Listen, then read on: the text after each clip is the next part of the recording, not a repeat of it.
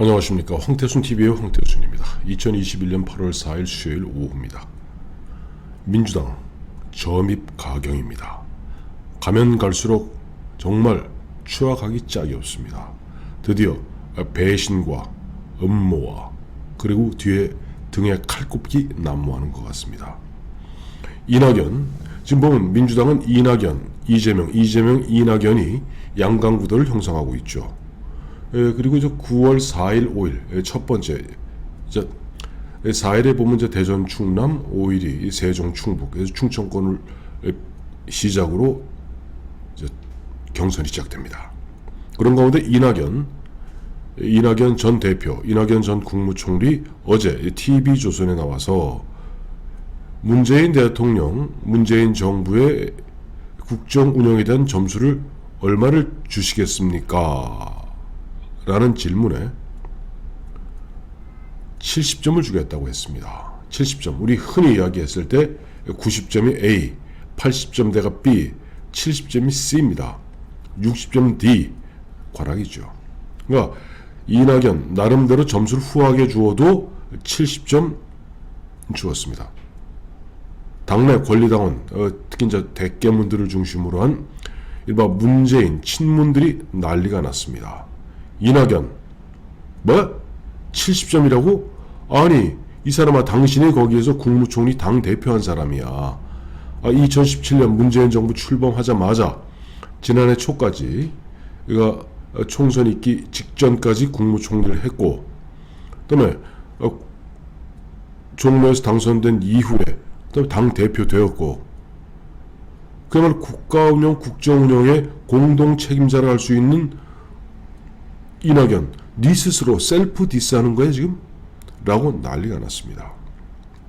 참 그러다 보니까 지금 민주당에서는 이재명은 지금 음주운전 문제가 없고 그야말로 이재명과 또 다른 후보들 간에 치고받는 이른바 머리끄댕이 싸움이 지금 점입 가경입니다.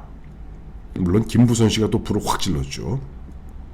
그러자 또 이재명 측에서는 가장 자기들이 생각했을 때 가장 강력한 경쟁 상대를 할 수 있는 이낙연을 치기 위해서 최성해 전 동양대 총장을 소환했습니다. 이낙연 씨가 어떤 자리에서 최성해 전 동양대 총장과 함께 찍은 사진을 갖다가 두고 이낙연, 너 최성해가 어떤 사람인지 몰라? 최성해가 바로 조국 부인 정경심이 있던 동양대 총장이야. 그리고 조국을 갖다 저격한 저격수였어. 심지어는 이 최성해 씨가 자신의 무슨 그 인터뷰 내용 중에 이낙연이 전화해 와서 조국을 쳐주어서 고맙다 하는 이야기를 갖다 들었다라는 이야기까지 지금 회자되고 있습니다. 안 그래도 이낙연 씨 얼마 전에 두 가지 기억에 날 만한 이야기를 했죠. 하나는 한 두어 달 전입니다만은 내가 대통령을 안 하면 안 했지. 문재인 대통령을 끝까지 지키겠다. 그때는 이낙연 씨 지지율이 거의 한 자릿수로 추락했을 그 무렵입니다. 이낙연 씨, 그 당시 이재명이 압도적으로 앞서 나가는 가운데 자기 지지율이 한 자릿수에서 두 자릿수, 그 언저리 왔다 갔다 할 무렵에 친문을 향해서 이른바 아부를 했던 겁니다. 나는 대통령이 안 되는 한이 있더라도 문재인 대통령을 끝까지 지키겠다. 그건 뒤집어 이야기하면 당신들 알지 않느냐. 이재명 저 친구가 대통령 되면 너희들이 그렇게 좋아하는 문재인은 죽는다. 그러니 진짜 묻지도 따지지도 말고 나를 찍어라. 모르겠어요. 그와 같은 호소가 좀 먹힌 탓인지 모르겠습니다만 다시 양강구도를 형성하게 되었죠. 또 그 즈음에 이낙연 씨가 한 이야기가 사실은 조국과 관련해서 내가 보니까 그 당시 대통령이 조국 전 민정수석을 법무장관에 임명하려 하는데 뭐 아시겠습니다만 대한민국 장관, 즉 국무위원은 반드시 국무총리의 제청이 있어야 합니다. 물론 형식적인 제청입니다만은 제청이 있어야 하는데 자기는 그 당시에 조국 씨가 적절치 않다고 생각한다 하는 뜻을 대통령에게 전에 올렸는데도 불구하고 대통령이 임명 강행했다. 이건 뭐냐 하니까 참 이낙연 씨도 그때그때 달라요.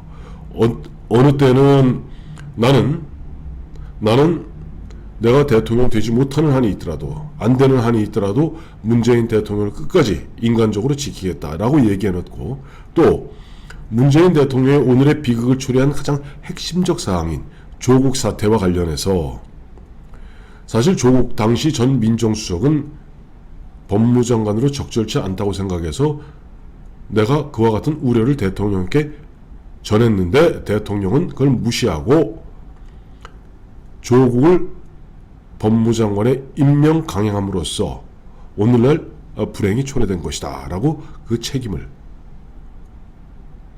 문재인 대통령에게 넘기는 겁니다. 제가 한 두어 달 전에 그런 얘기를 한번 한 적이 있죠. 황태수 TV를 통해서.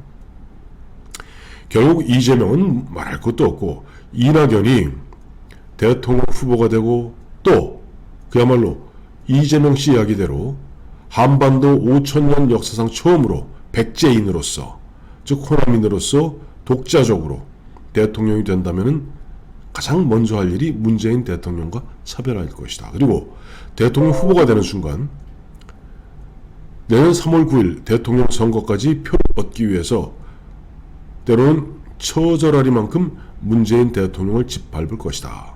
왜? 문재인 대통령 전 정권과 차별화해야만이 국민들이 그나마 눈을 돌리기 때문입니다. 라고 제가 예상한 바 있습니다. 그 예상 예측이 정말 기가 막히게 맞아 떨어지는 겁니다. 이낙연 씨는 지금 민주당의 권리당원들, 대의원이 있고 권리당원들이 있지 않습니까? 권리당원들, 그다음에 권리당원이 거의 이번에 투표인단의 거의 절반이 권리당원입니다.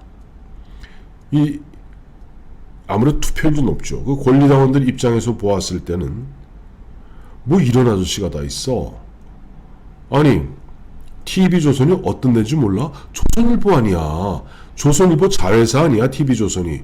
TV조선 나가는 거, 그것까지야 참 배알은 꼴리지만은 참아주겠는데, 거기에 나가서 한다는 이야기가 문재인 대통령에게 점수를 주어라 했더니 문재인 대통령 4년 4개월은 한마디로 70점, 사실상 꽈락이다.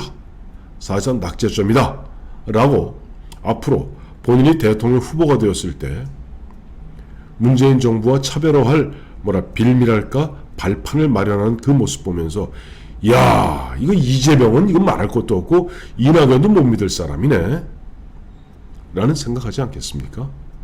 그러니 지금 9월 4일 5일부터 시작되는 민주당 경선에서 제가 얼마 전에 한번 말씀드렸죠. 정세균을 주목하라고. 왜냐하니까 지금 민주당 대의원 한 2만 명, 18,000명이가 되고 나머지 한 60만 명이 권리당원이고 나머지 지금 현재 투표인대는 180만 되는데 한 100만이 일반 국민 및 일반 당원입니다. 그러나 일반 국민, 일반 당원은 투표율이 굉장히 낮습니다.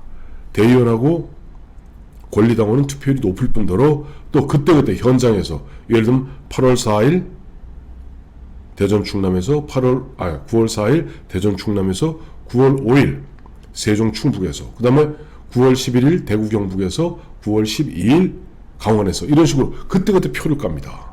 그러니 9월 12일 강원에서 깔 때 그 1차 일반 당원 및 이 국민이 이제 ARS나 인터넷으로 투표한 것을 쭉 모아서 1차 발표하죠.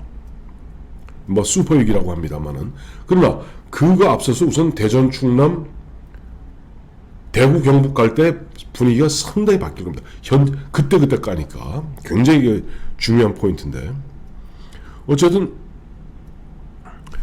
이재명은 도저히 아니고 좀 이재명은 지금 우선 믿음이 안 가고 문재인 대통령 반드시 집 밟을 거고 거기다 최근 기본소득 갖고 우왕좌왕 또 기본주택, 임대주택을 또 기본주택이라고 또 슬그머니 가린 데다가 형수욕설에 그다음에 검사 사칭에 그야말로 줄줄이 터져나오는 것들 거기다 바지 내릴까요? 엉망진창 아닙니까? 마음이 안 가요.